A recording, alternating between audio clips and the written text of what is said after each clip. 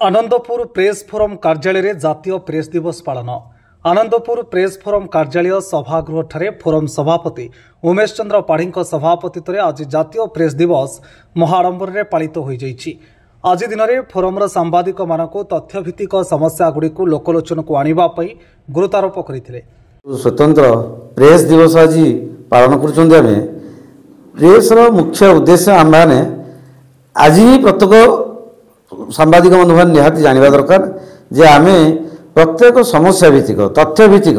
संवाद लोकलोचन को आनिबा इटा निहाती दरकार। आम यही फ्लैग तले समस्ते शपथ नवा जे प्रकृत तथ्य भित्तिक समस्या भित्तिक संवाद को लोकलोचन को आनिबा। सांबादिक केतल अवहेलित न थाए यही जिदखोर लाभखोर मनमुखी शासन दफ्तर कर्मचारी मान जो कि किसी ठिकादार हो से पैसा लोभर प्रलोभित हो किसी सांबादिक अवहेलित अच्छा समस्ते नुहे एवं सबुबले सबु वर्गर सबु ऑफिशियल चेष्टा करती सांबादिक मानक किणापी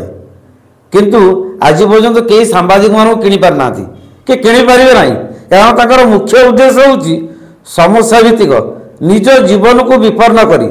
समाज तथ्य भित्तिक संवाद लोकलोचन को आनिबा। तो निश्चित भाव में एटी समस्त प्रकार अपप्रचेष्टा एटी खंडन हम एवं सांबादिक एकता सब बजाय रहा सांबादिकता प्रति समाज गुरु दायित्व रहा। सांबादिक प्रति सांबादिक जो शत्रु से क्षणिक से प्रकृत पक्षे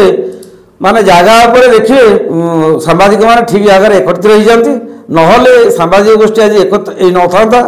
निश्चित भाव में भर निश्चित परिवार जो बाप माँ भाई पुओ जो झगड़ा लगुन से सांबादिक भाई मैंने कौटी कौन टे थी कि सहीटा एत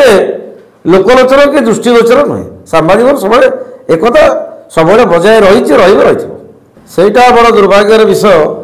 निज जीवन को विपन्न कर सांबादिक माने समस्या तथ्यभित्तिक समस्या लोकलोचन आणुले जो प्रकार बाधा विघ्न आसुच्ची सरकार दृष्टिगोचर आज पर्यंत देना कि मु अनुरोध करी आज भाया दिन में सरकार स्वतंत्र दृष्टि दे सांबादिक प्रति गोटे किसी गोटे पॉलिसी तैयारी करूँ जो द्वारा आम टे सुरक्षित हबू एवं आम कार्य निर्वाह करने आमको सरकार सहयोग आवश्यकता रही तो से एक निर्दिष्ट पॉलिसी आनी आमको सुरक्षा भी दिंतु। यह कार्यक्रम में फोरम समस्त सांबादिक उपस्थित थिबा बेले सांबादिक देवव्रत बेहरा धन्यवाद अर्पण करते। Bureau report Odisha news सत्यपथे।